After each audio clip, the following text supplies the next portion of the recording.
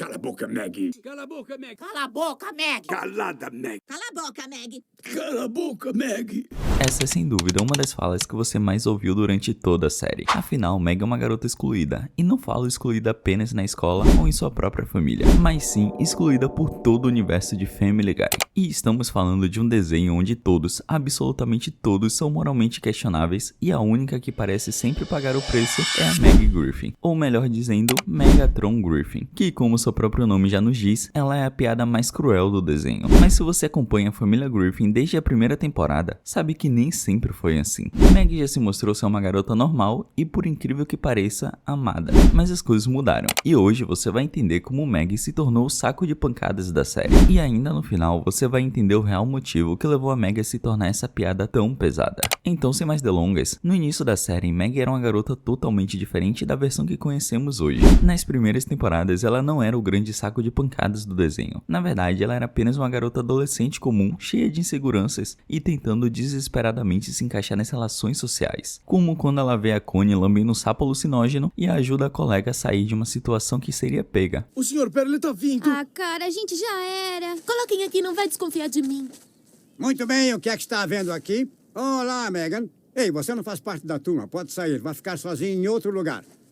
No começo, Meg representava aquele estereótipo clássico da garota invisível da escola. Com dificuldades sociais, ela era ignorada pelos colegas e vivia situações constrangedoras típicas da adolescência, mas isso não definiu toda a sua personalidade. Ela ainda tinha sonhos, desejos e tentava ativamente mudar essa realidade. Mãe, posso fazer lipo também? Não esqueça, Meg. E a sua dinâmica familiar também era muito diferente. Peter até implicava com ela, mas ainda não existia aquele desprezo perverso e exagerado que virou marca registrada da série. Papai, agora que finalmente eu passei no teste de motorista, ainda posso ter meu conversível?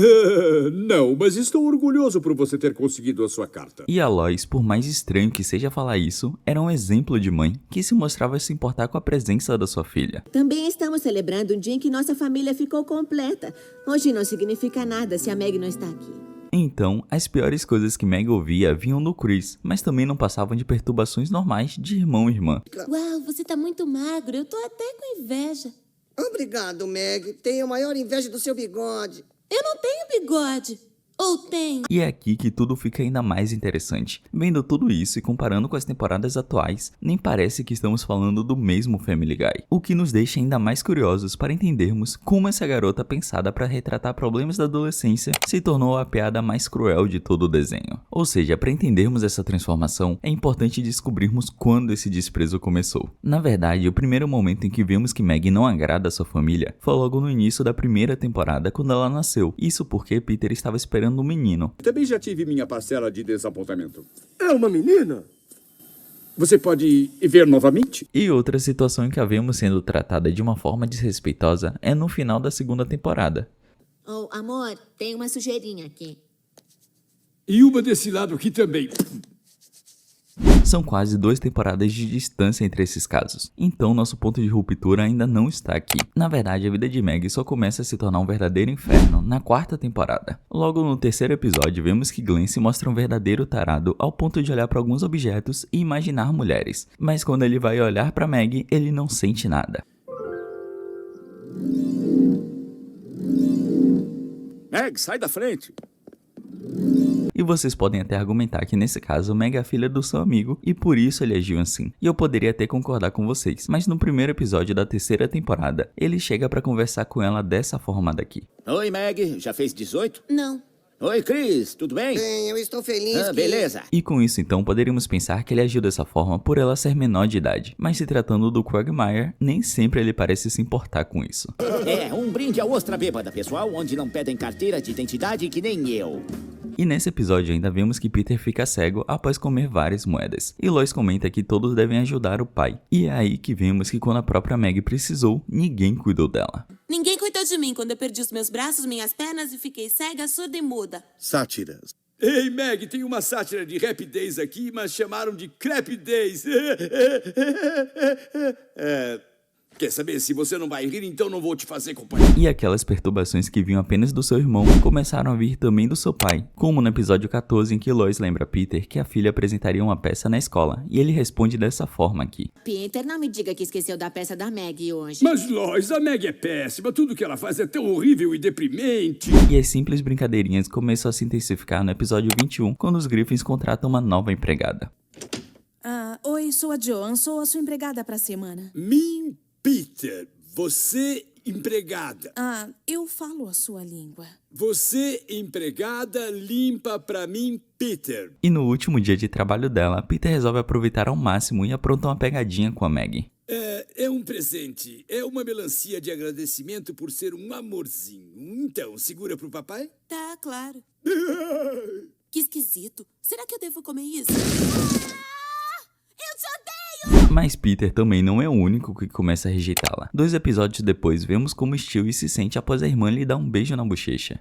É sempre muito linda. Ai, vocês são tão fofinhos. O que é isso? O prazer é meu. Ei, podem esperar um pouquinho? Eu vou levar isso pra Ellen na contabilidade. Tá legal, tchau. E é na 4ª temporada que vimos aquele icônico episódio em que os ladrões invadem a casa dos Griffins. Meu Deus, os homens invadiram a nossa casa. Papai, o que foi? O que está acontecendo? Eu ouvi um barulho. Será que tem alguém lá embaixo? Ai! Meg, desculpe, você me assustou. Qual é o seu problema, seu idiota? Aqui, Peter havia construído um quarto do pânico em casa, e lá eles conseguem se abrigar. Para passar o tempo, eles contam diversas histórias da família Griffin, até que começam a sentir muita fome e decidem enviar a Maggie para pegar comida para eles. Meg, vai pegar uns sanduíches. Ótimo, se a Maggie passar pela ventilação, pode sair da casa e pedir ajuda. Pai, eu não posso ir pela ventilação. Tem razão, precisamos lubrificá-la para não ficar presa. Todo mundo cuspindo na Meg. Ai, parem, gente, para! Lá está ela na cozinha. Ei, Meg, tô te vendo na cozinha. Faça meu sanduíche no pão integral, por favor. Não use essa mostarda, use a outra mostarda. Os céus, Meg, eles sabem que está aí, depressa, tire essa mostarda, usa outra. E a maior prova que temos que a temporada 4 é o início do inferno na vida de Meg, acontece no episódio Mudança Radical. Aqui Meg sai com sua mãe para comprar roupas e após experimentar uma e mostrar para a funcionária, isso daqui acontece. Sim, obrigada. Bem, se precisarem me chamem. O que acha desse jeans?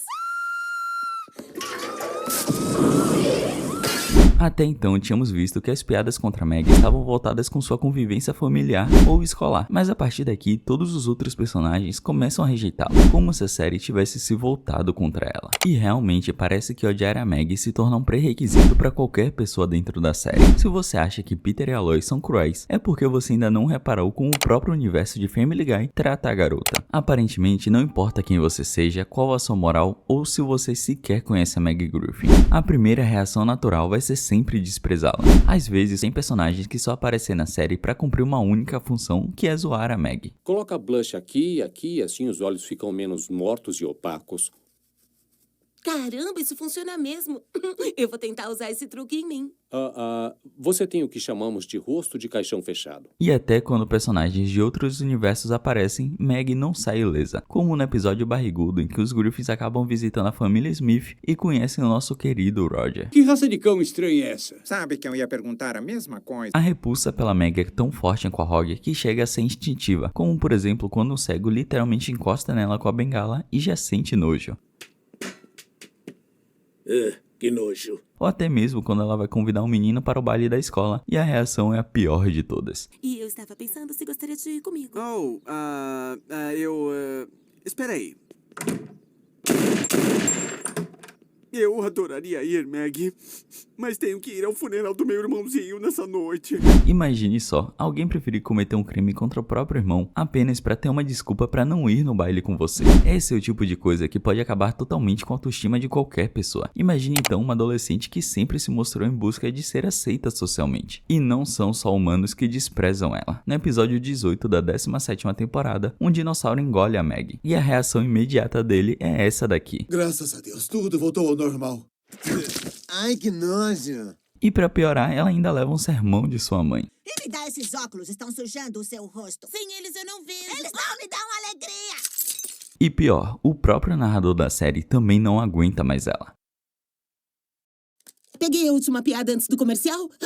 Nossa, é a primeira vez. Tá.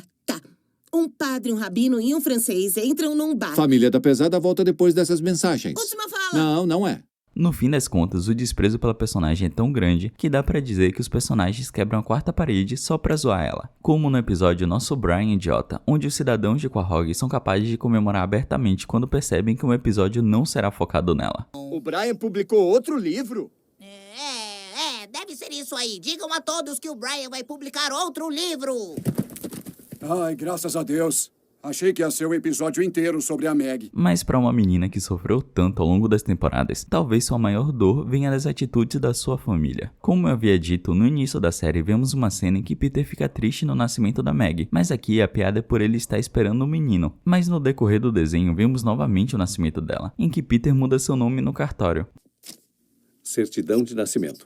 Megatron. Transformer disfarçado. Por mais que a piada gira em torno do nascimento da Meg, conseguimos ver que há uma clara diferença na mensagem dos episódios. E aquele pai preocupado com a família que vimos nas primeiras temporadas também vai desaparecendo para dar espaço para um Peter que nem sequer sabe a data de aniversário da filha e muito menos a idade dela. Lois, estou encomendando o bolo de aniversário e o cara quer saber quantos anos a Meg vai fazer. Não soube o que falar. E acha que eu sei? Quantos anos ela tem? Eu não sei. Lois, eu pensei que estivesse acompanhando essas coisas. O que, convenhamos, não é nada improvável. Afinal, ele até já chegou a esquecer o nome da garota. Animado com seu primeiro dia de enfermeiro, pai? Estou. Obrigado, Meg. Meg. Meg. Na verdade, parece que Meg é uma total desconhecida que vive na sua casa, na qual eles não sabem nada sobre ela. De amendoim. Não sabem nada a meu respeito. E isso fica muito claro quando eles descobrem que ela pratica esportes. Eu não sabia que você era tão boa em esportes. Tá falando sério? Eu ganhei um campeonato estadual com meu time de basquete e eu fui para as Olimpíadas na Coreia. Não assisto os episódios da Meg. E essa situação envolvendo esportes é muito boa, porque a Meg já chegou a se classificar para as Olimpíadas e seus pais nem sequer sabiam que ela praticava algum esporte. As inscrições das Olimpíadas são hoje. Eu vou competir. No que, Meg? Eu sou bi. Eu sabia. Atleta. Não sabia. E se eu ganhar hoje, eu vou para as Olimpíadas. Por que é a primeira vez que nós ouvimos isso?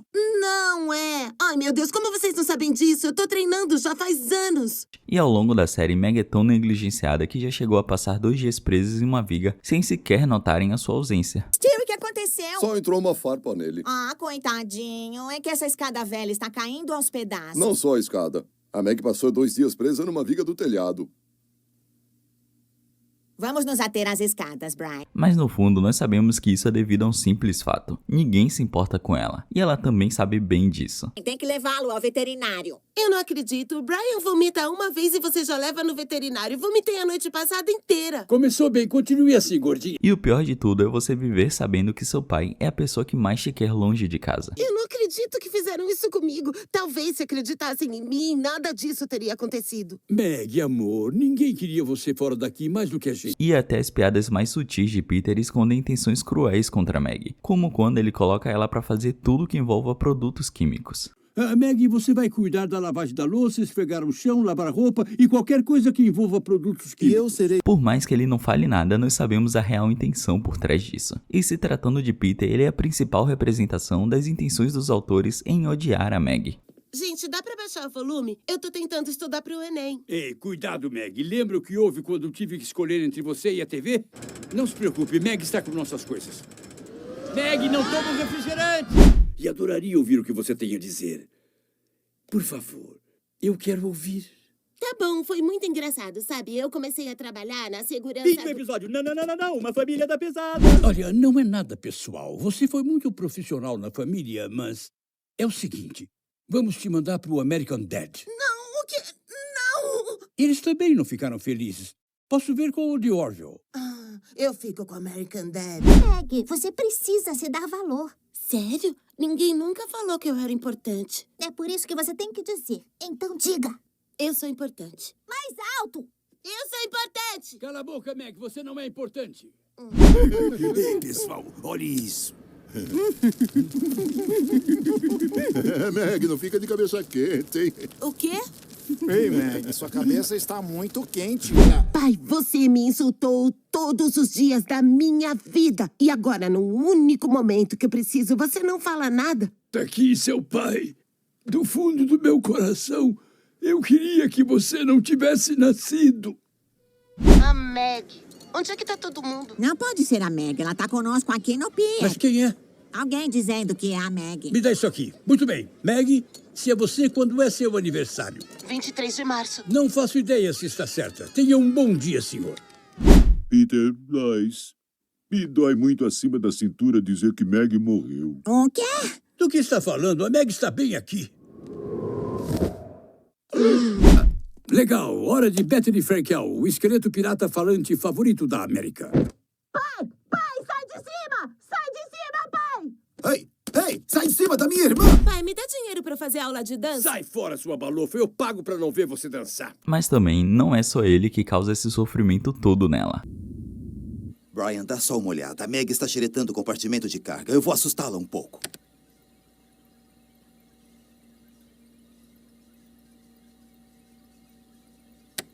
Com o passar do tempo, as brincadeiras de irmãos foram se intensificando também. Seu bestinha! Que barulho é esse? Oh, você quer um abraço da sua irmã mais velha? Seu avô nem sequer liga para sua presença. Espero que esses olhos melhorem, pai. Sou eu, Peter, seu Peter. Oh, obrigado por vir, Peter. Eu tô aqui também, vovô. E a Meg desceu pra poder pagar o estacionamento. Ah, não me importo. E sua mãe, que lá no início da série parecia ser muito carinhosa e amar muito ela, se tornou mais um de seus pesadelos. Lois dá a entender que não aguenta mais sua filha, como no episódio em que Meg a chama para um show e ela afirma não poder ir. Mas olha só quem foi pro show com as amigas deixando sua filha sozinha. Meu Deus, que calor. Sério, perco a cabeça com as gatinhas chinesas. Mãe, o que você tá fazendo aqui? Você não falou que estava ocupada? Me desculpa, minha filha. É que eu comprei com um desconto. $4 mais barato e eu acabei não resistindo. Bom, e o pior de tudo é quando Lois percebe que havia algo de errado com Peter que ela estava convivendo e decide tirar todos seus filhos de casa, menos uma pessoa. Stewie, acorda, nós temos que ir. Chris, vamos lá, temos que ir. Meg, pode arrastar o lixo pro meio-fio amanhã antes das 9? Não estaremos aqui. E deve ser completamente terrível você ver o que era pra ser sua principal rede de apoio odiando você. E vamos concordar, né? Todo esse ódio a Meg em uma hora teria consequências, afetando seriamente a personagem e gerando problemas que talvez acompanhem ela pelo resto da vida, como baixa autoestima, depressão e a necessidade de validação. Meg já demonstrou a sua tristeza diante de tudo algumas vezes ao longo da série, como no episódio em que ela não achou um par pro baile e ao chegar em casa e contar a situação pra Brian, podemos ver o quão abalada ela ficou por ser rejeitada. Eu vou me matar porque ninguém vai ao baile comigo! Ah, não. Meg, para com isso. Vamos. E essa não foi a primeira vez em que Meg demonstrou ter familiaridade com o assunto. Em outro momento, por exemplo, vemos Peter passando por uma situação parecida e pedindo conselhos para Lois. Lois, se eu for me matar, devo cortar meus pulsos nesse sentido ou nesse outro? Horizontal pra chamar atenção, vertical pra resultados. A Meg tá certa. Tá bom. E em outro episódio, quando Lois passa por uma cirurgia, vemos Meg confessando isso daqui. Agora eu percebo que comer não é o jeito de resolver os meus problemas. Ouviu isso, Meg? Pra sua informação, mãe, eu não como pra resolver os meus problemas. Eu me corto. Isso é melhor. Óbvio que a série aborda esses momentos com um tom de piada e satirizando toda a situação, mas não podemos negar que Meg com certeza é uma pessoa com a saúde mental afetada por todo o bullying e desprezo que sofreu durante a série. Outra característica marcante da Meg, e que com certeza é fruto de tudo que ela já passou, é sua baixa autoestima. Ela frequentemente se coloca pra baixo, demonstrando não ter nenhum tipo de autoconfiança ou amor próprio. Eu sou tão gorda e nojenta. Oh, não Eu devia me matar logo. No episódio em que os Griffins visitam os Simpsons, vemos que Meg e Lisa acabam se conhecendo e passando o tempo juntas. E por mais que Lisa e Meg tenham algumas coisas em comum, como não ter amigos e sofrer bullying, logo na primeira conversa das duas já conseguimos ver a diferença entre as personagens quando o assunto é confiança e admiração por si mesma. Olha quantos troféus. Deve ter uns 20 troféus aí. 23, mas com certeza você deve ter muitos também. Não, eu não sou boa em nada. Ah, Meg, tenho certeza de que é boa em alguma coisa. Só temos que descobrir no quê. E para provar pra Lisa como ela gostou do tempo que passaram juntas, ela faz isso daqui. Valeu por ser tão legal, Lisa. Eu cortei seu nome no meu braço pra lembrar sempre de você. Bom, certamente uma pessoa com a saúde mental em dia não faria algo nem sequer parecido, até porque há inúmeras outras formas de agradecer alguém de um jeito mais normal. E esse episódio destaca outra característica da Meg. Ela sempre faz de tudo para tentar se encaixar e socializar com as pessoas. Como todos nós sabemos, Meg é uma pessoa que não tem muitos amigos. E vemos isso várias vezes ao longo da série, como na vez em que Brad Pitt almoça na sua casa e ela tenta fazer uma videochamada com seus amigos. Ah, meu Deus. Tadinha, que barra. Ah, isso é muito... Deixa eu ficar com isso, querida. Ou quando ela faz aniversário e ninguém aparece. Surpresa! Ai, puxa vida. Mãe, se essa é uma festa surpresa, cadê todo mundo? Chris, tenha dó. Achei que você fosse pagar a molecada da escola pra vir aqui. Eu te dei $300. Por que você acha que o papai veio? Oi, Meg, feliz aniversário. E parece que no futuro as coisas não mudam também. Aí, sabia que pode pedir pra pôr uma fatia de abacaxi no hambúrguer? O Jimmy me dá outra água.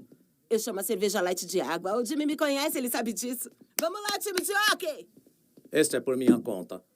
Feliz Natal, Meg. Tudo bem que isso aqui foi um pensamento de Peter sobre o futuro da Meg, mas eu não duvidaria se isso de fato acontecesse. Por ser alguém que é constantemente desprezada e não ter nenhum amigo, Meg aproveita cada oportunidade que tem de construir novas amizades e isso às vezes a leva a tomar atitudes desesperadas, como no episódio 19 da 4ª temporada, em que Meg faz uma nova amiga na aula. Porém, mais tarde ela descobre que o clube na verdade era um clube de lésbicas, e mesmo não sendo lésbica, ela aceita e continua no clube apenas para ser aceita. Eu não sou lésbica. Mas planejamos uma festona só pra você. Sério, uma festa pra mim. Mas acho que se você não é lésbica... Espera aí, você não me deixou terminar? Eu não sou uma lésbica, eu sou uma super imensa mega lésbica. E foram poucas vezes em que Meg demonstrou para a família sua insatisfação com a forma com que ela era tratada. Mas no episódio 2 da 10ª temporada, vimos o quão esgotada ela está de tudo que passa com os pais. Você é minha mãe, mas pegou a confiança de uma criança e a cortou em pedacinhos num período de 17 anos para destruir algo que matou há muito tempo. E pra ser sincera, quando eu fizer 18 anos, eu não sei se eu vou querer te ver mais. Você é um pai gordo, preguiçoso, abusivo, irlandês, que bebe além da conta e mal consegue sustentar a própria família. Você viveu metade da sua vida e não tem nada do que se orgulhar. E o pior de tudo é que o que Meg fala nesse episódio é a mais pura verdade. E vocês já viram porque mostramos tudo isso ao longo desse vídeo. E a parte mais triste de tudo isso é o final do episódio em que Meg desabafa com Brian isso daqui. Uma teoria, eu acho. Eu sei lá, não é ideal, mas é uma peça importante que talvez minha família infeliz deva fornecer. Talvez se eu me sentir mal, eles não se sintam. Ora. Imagine o tamanho do dano na cabeça da Meg, ao ponto dela pensar que sua função dentro da própria família é apenas sofrer todo tipo de abuso para que os outros membros se sintam felizes. Por mais que você não goste da Meg, acho que podemos concordar que ninguém merece carregar esse peso com 17 anos, não é mesmo? O resultado de ser o saco de pancadas da sua própria família e de uma cidade inteira é que a régua dela para o que é aceitável simplesmente deixe de existir. Então chegamos a uma outra característica da sua personalidade que apareceu algumas vezes ao longo da série, a tendência a relacionamentos questionáveis. Quando não se encontra nenhum tipo de amor ou afeto da própria família, a tendência é buscar isso fora do núcleo familiar, mas isso não necessariamente significa que essas relações serão saudáveis ou até mesmo legais. Para começar a entender o nível de carência de Meg, precisamos falar sobre a vez em que ela se envolveu com o prefeito Adam West. Tudo isso começou com Meg contando a Lois que arrumou um estágio no gabinete do prefeito. Eu acabei de saber que eu consegui aquele estágio no gabinete do prefeito West. Uau, meus parabéns, Meg. Até que Brian decide começar uma investigação contra o prefeito para tentar provar que ele seria um ladrão. E para isso, ele segue o Adam West até um hotel e tem uma surpresinha. Ah, é só uma prostituta gorda. Ai, eu não acredito, é a Meg. Como é que é? A Meg e o Adam West. Depois disso, vemos vários momentos deles juntos. Puxa, você é ótima, Meg. Me divirto muito quando estou com você. Ai, prefeito West, eu sinto exatamente a mesma coisa. Oh, não. Me chame de prefeito Batonzinho. E ela realmente acredita que ama ele. Onde conseguiu isso? Meg, em que você se meteu? Percebe que ele provavelmente faz isso com toda estagiária? Não é verdade. Adam e eu nos amamos. E por incrível que pareça, em outro momento da série, vimos essa cena daqui que comprova o nível de loucura que envolve relacionamentos.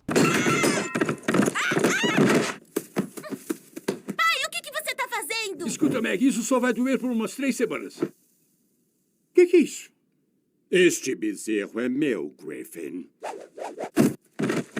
Nós estamos falando de um político idoso que é a maior autoridade da cidade, namorando uma adolescente que mal sequer saiu do ensino médio. Claramente, Meg procurou nele a figura paterna de proteção e carinho que Peter nunca foi. E como a situação com o prefeito já não fosse eticamente bizarra, Meg também já se relacionou com um cara mais predador de Quahog. Vocês lembram do episódio em que Meg ganha uma festa de aniversário surpresa, mas ninguém aparece? Bom, acontece que Meg fica muito triste e, por incrível que pareça, a única pessoa que aparece é o Glenn Quagmire, e a trata de uma forma melhor do que sua própria família.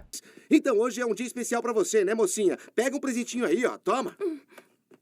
Uma vela aromatizada. Por ser garota, eu adoro isso. Originalmente custava $30. Obrigada, Sr. Quagmire. E não é coincidência que logo quando ela fez 18 anos, o Quagmire tenha lembrado do seu aniversário. Opa, aonde tá indo esse mindinho, hein? Onde ele vai? O que ele tá fazendo? Ei, que dedinho. Volta aqui, dedinho doido. Olha o Quagmire paquerando a vadia. Tá na cara que ele vai traçá-la. Peter, aquela vadia é sua filha. Meu Deus, tem razão. Mas como Meg vive numa seca absoluta de afeto, a mente dela ignora todos os alertas vermelhos. Para ela, a atenção de um cara com intenções questionáveis ainda é melhor do que ser invisível. E até o Peter percebe que esse relacionamento é completamente perturbador. Inclusive, é uma das poucas vezes em que vemos Peter sendo um pai tão protetor com a Meg. Lois, você pirou? Não podemos deixar o Quagmire sair com a Meg. O cara encosta qualquer coisa. Lois, estou faminto. O que tem de jantar? Eu fiz almôndega, está na geladeira. Aí, ô Peter, dá uma licencinha aí, vai. Mas eu quero pegar o jantar. Vai jantar fora. O Quagmire é o vizinho da família, um cara que viu Meg crescer, mas a carência dela é tão profunda que ela ignora o fato dele ser um predador assumido. Nossa, é tão incrível você ser amigo do meu pai há anos e agora a gente tem essa conexão. É, eu sei. Você acha que pega mal ir lá em casa tomar um refri, alguma coisa assim? Ah, eu confio em mim, mas só que tá meio tarde. Mas eu quero te ver de novo. Ah, eu também. E nesse episódio vimos várias cenas bizarras. E aí, tá tudo bem? Tudo, amor. Eu tenho que fazer xixi, mas eu não quero me mexer. Eu tô tão confortável aqui. Eu posso pausar. Pode pausar a TV, mas a mim não vai pausar não, tá bom? Aê, pra frente, assim mesmo, assim mesmo, assim mesmo. E consegui! Nossa, mas que legal, hein, Meg? Nossa, o que tá acontecendo aqui? Estamos tirando nossas camisas, tá bom? Então siga o mestre. Obrigada pelo sorvete, Glenn. E você tem razão, é mais saboroso quando eu tô de calcinha. É normal, como tá na praia, né? Agora vem aqui enquanto sua boquinha ainda tá bem geladinha. Meg, vou dizer isso só uma vez. Você pode ser adulta, mas ainda é minha filha.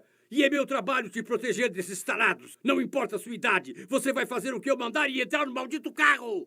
E sejamos sinceros, se a situação chegou a esse ponto tão bizarro que o próprio Peter precisou ser a bússola moral da história, é porque todo e qualquer limite já tinha sido completamente destruído. E a prova de que Meg aceita qualquer coisa apenas pelo desejo de se sentir amada é no episódio em que ela é sequestrada em Paris para ser esposa de um príncipe. Ela então acaba ignorando totalmente o fato dela ter sido sequestrada e foca apenas no pedido de casamento.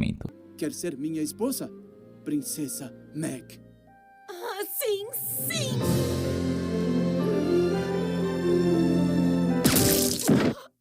Não! Stewie! Ou então, como no episódio em que Brian e Stewie descobrem que ela estava namorando um detento.